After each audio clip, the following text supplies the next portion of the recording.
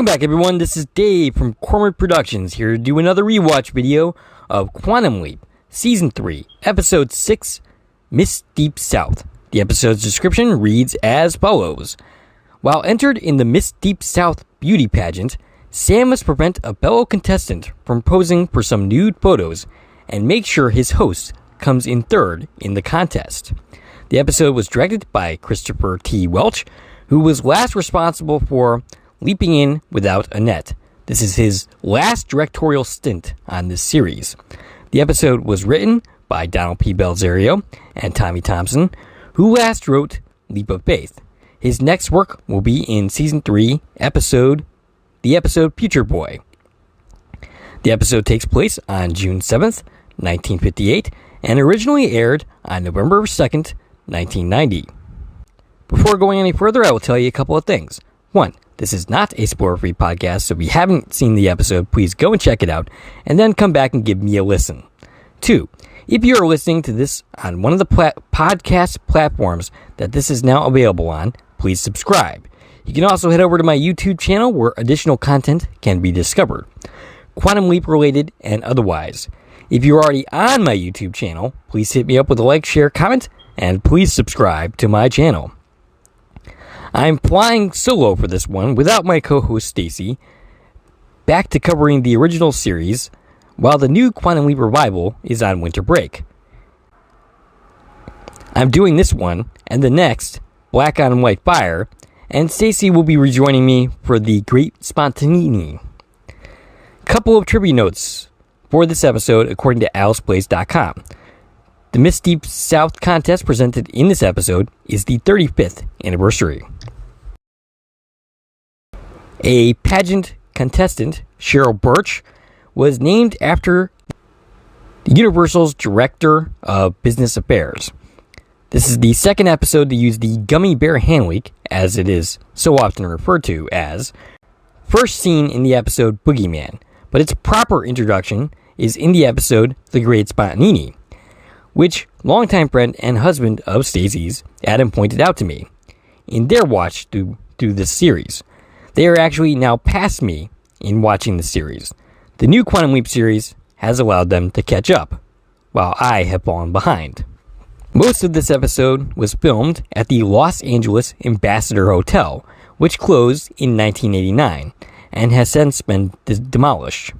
Costume designer John Pierre Dorlick considered entering this episode into Emmy submission consideration for his work here, but decided not to because of inappropriate stock footage that was inserted, specifically from the movie Streets of Fire.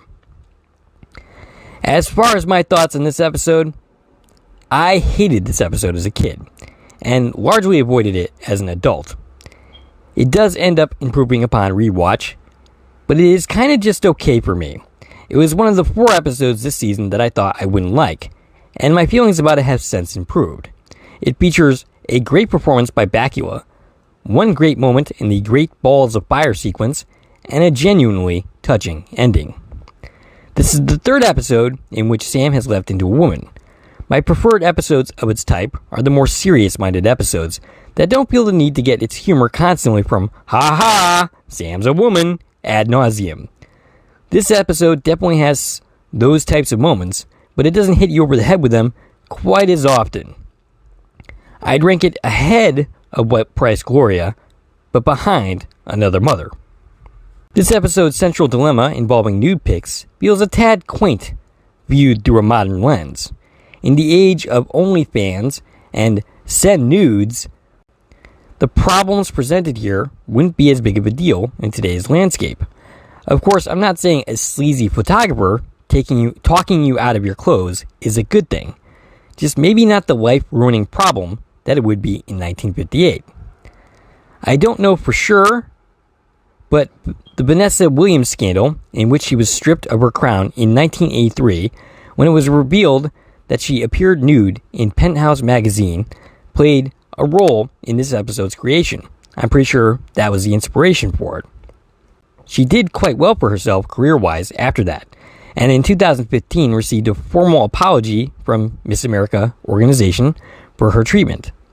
Other nude scandals have happened in beauty pageants, including one in 2009 with Carrie Pedrine. She was stripped of her California USA win when nude pictures of her surfaced online. I recall another incident involving Donald Trump somehow, but I can't seem to find the details of that at this time. It doesn't help my enjoyment of this episode that I find beauty pageants to be inherently creepy. I really don't enjoy media about them, with one exception being the movie Little Miss Sunshine, which starred Steve Carell, Toni Collette, Greg Kinnear, Paul Dano, and I'm pretty sure was the debut of Abigail Breslin. It's a touching road trip movie that's also genuinely quite funny. The beauty pageant part of that movie is genuinely disturbing. I highly recommend you go and check out the film if you haven't already seen it. Sam leaps in and finds himself on a bus. Well, that's better than some of the situations that he's found himself in. The mother of his host knocks on the window to talk to Sam, and then has the bus driver open the door, and it's gradually revealed that he leaps into a beauty pageant contestant. Oh boy! Credits. After the credits, Sam enters the hotel, and he couldn't look more miserable if he tried. He's intercepted by Peg Myers, the pageant coordinator, played by Nancy Stafford, who has 59 acting credits, including appearances on Saved by the Bell, The College Years, Matlock, and 8 episodes of Scandal. She briefly tutors Sam on how not to walk like a truck driver. She was Miss Deep South in 1946, which was 12 years prior to this episode's events. Sam doesn't take to walking like a woman very well, and eventually Peg gives up on him. He's run into by Connie, the person he's there to save, though he doesn't know that yet. They become fast friends. She's played by Heather McAdam, who has 30 acting credits, including a regular on the 1991 to 1996 series Sister, 2 episodes of Beverly Hills 90210, and Touched by an Angel. Her last appearance in anything was in 2003, an episode of The Sweet Life of Hudson and James. She randomly breaks out into her speech that she will use, and then asks if it sounds rehearsed to Sam. Sam, of course, says no, but it kind of did to me. Not that I would say so if I were Sam either. During the scene, he meets Mean Girl, Vicki Jacobs, played by Julia Ann Lowry, who only has 4 credits to her name, including a 14-episode stint on As the World Turns. She will also have another appearance on this series in the 5th season premiere, Lee Harvey Oswald, I believe as the woman who is disappointed that Oswald is married. I mean, clearly, who wouldn't be? He was clearly quite a catch. Connie drops a conversational nugget saying that it's the nice ones who you have to keep an eye on, which by definition should mean that Connie herself is the one you should be keeping an eye on. Don't mind if I do.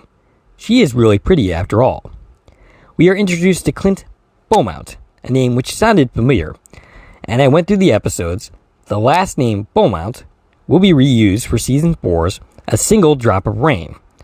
I'm sure there's no relation, but you never know. He's played by David A. Brooks. He has 31 acting credits, which includes the movie Castaway with Tom Hanks. I wonder if he played Wilson the volleyball in that movie. He's our resident villain of the piece. He's the pageant photographer, and while Connie is charmed with him, he never comes off as anything other than a sleazeball to me. Perhaps that's because I'm not a 19-year-old girl who has dreams of stardom.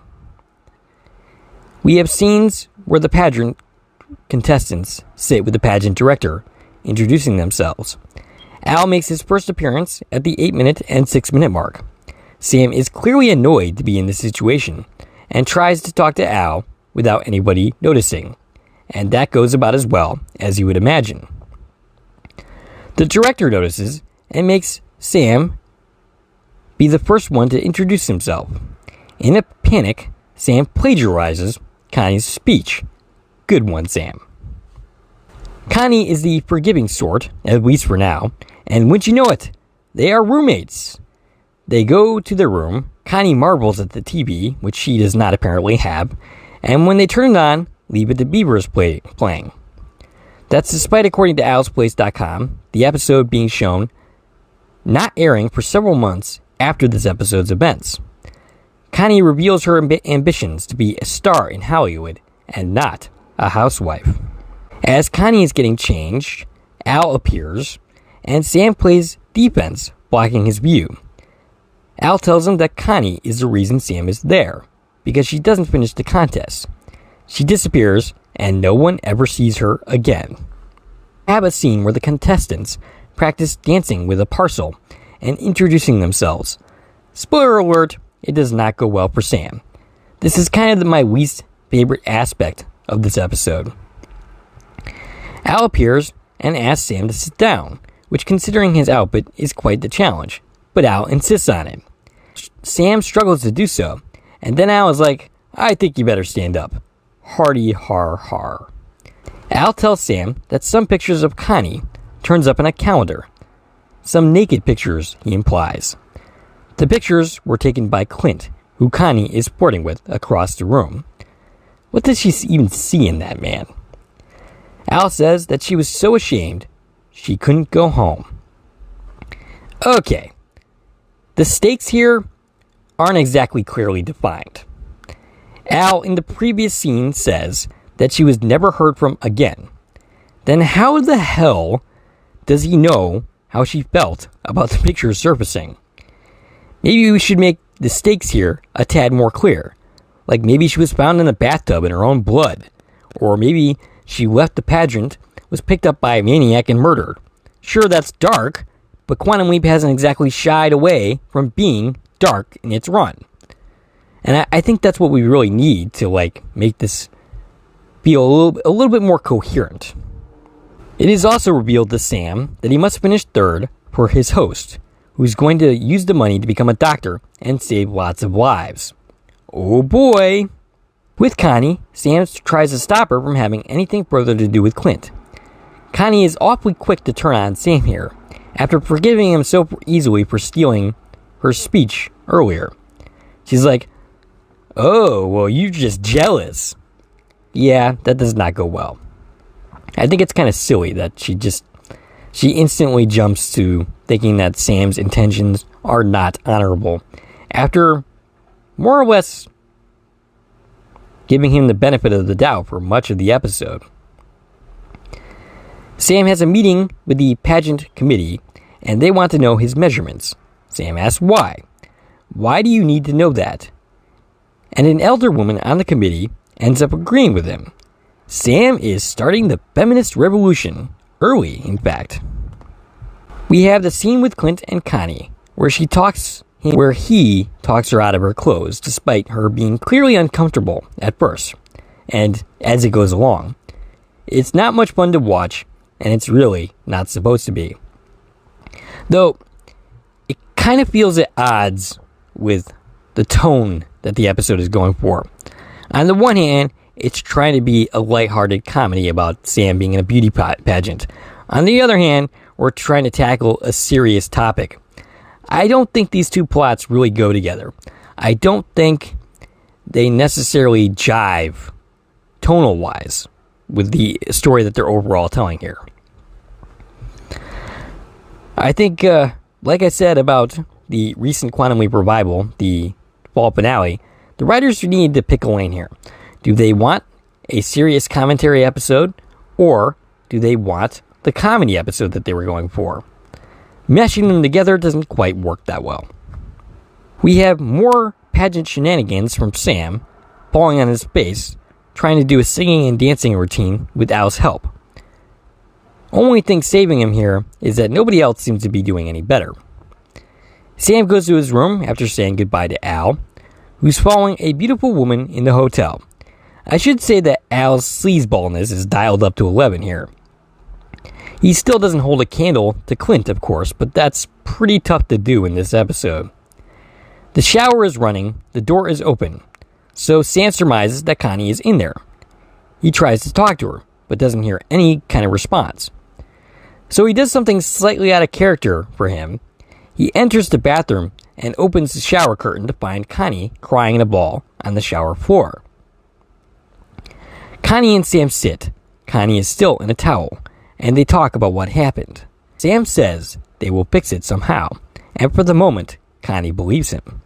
Cut to beauty pageant pictures. Specifically, this is the swimsuit part of the competition, and we get more humor out of Sam wearing a bathing suit. Sam ends up getting into it with Clint over the film, drawing the attention of Peg Myers, who takes the film, but says if what he says is true, that Connie is likely going to get kicked out. Double standard much? Sam has inadvertently made the situation worse, not better. Cut to Connie trying to leave, but Sam is trying to talk her out of it. She's been kicked out, but wouldn't you know it, Clint is still hanging around, taking pictures like nothing happened. Sam confronts Peg, but doesn't get much sympathy at first. Sam wants to know why Clint is allowed to stay, while Connie is being shown the door. And apparently the justification is because Clint has been with the pageant for 12 years. It's revealed the same thing happened to Peg in exactly the same manner. She describes the scene exactly as we saw it with Clint and Connie earlier. So that brings up the same question. Why is he still employed here when you know full well what this dude has been doing? Because it happened to you. There aren't other photographers out there. I'd be more sympathetic to Peg's plight here if she put a stop to Clint's actions, but she doesn't. She lets the same thing happen to other girls, repeatedly. Cut to Clint, who's insincerely apologizing to Connie, and reveals that he still has the pictures. Connie practically offers himself to her to get the pictures back. It is pretty implied that she's willing to sleep with the man to stop those pictures from getting out. Al witnesses this and gets Sam. Before it gets too far, Sam enters the room and shoves the guy out the window while holding onto him like he's Wolverine, played by Hugh Jackman. He threatens him to get the film and eventually gets Clint to confess exactly where the film is. Amusing little moment, I'll admit. Clint says it doesn't matter because there's always next year. More contestants to go and take advantage of. Man, this is such a pleasant guy. Oh, but wouldn't you know it? Peg comes into the scene and tells Clint, not so fast, he's done here. And then she reinstates Connie. Well, look who developed a conscience all of a sudden. A little late, but better late than never, I suppose. What follows is the Great Balls of Fire sequence, which is indeed fire, if you'll pardon the modern-day parlance. Great moment for the show, and a fun one for Scott Bakula. We cut to the moment of truth, where the announcers start to announce who won. Sam doesn't get third place. He thinks this means that he blew it for his host, and that all those lives that were saved will now not be. Sam asks about Connie, and Al tells him that Connie went home and leads a good life. Leads the life that perhaps at one point she would have rather died than live. Another girl gets announced, having won second place. I believe this was the Julie Ann Lowry character, who it was kind of hinted at early on that we would have some kind of rivalry there, but that's not how it really plays out. You only see that in a few moments. It's not really focused upon. And finally, the announcer announces the winner. And wouldn't you know it, it's our very own Sam Beckett. He didn't blow it, after all. In fact, he did better than he was supposed to. Sam's shock and emotion at being crowned the winner is well done by Bakula. It's a genuinely touching moment. And it's really nice to see how happy Sam is to be the winner at a beauty contest. When asked what's wrong by Al because he has tears in his eye, he replies, nothing. I just wish that Katie could be here to see this. Katie, being his sister, of course. It's a great moment. And Sam leaps. He finds himself laying on the ground with his shirt open. Sirens in the background. He's cuddled up by a pretty girl, and then some dudes come after him, leading Sam to his feet and defense of the girl. And that, ladies and gentlemen, is the episode. An okayish episode with some good moments here and there, and a fantastic ending. Join me next week for my look at Black on White Fire. If you like this video and want to support the channel, you can follow me on Twitter at Core Productions. You can join my Corn Productions Facebook page. You can buy something from the Corn Productions store on Zazzle. You can buy me a copy, which is a new way to support content creators such as myself. And of course, you can like, share, and comment on this video, as well as subscribing to my channel. This is Dave from Corn Productions, signing off.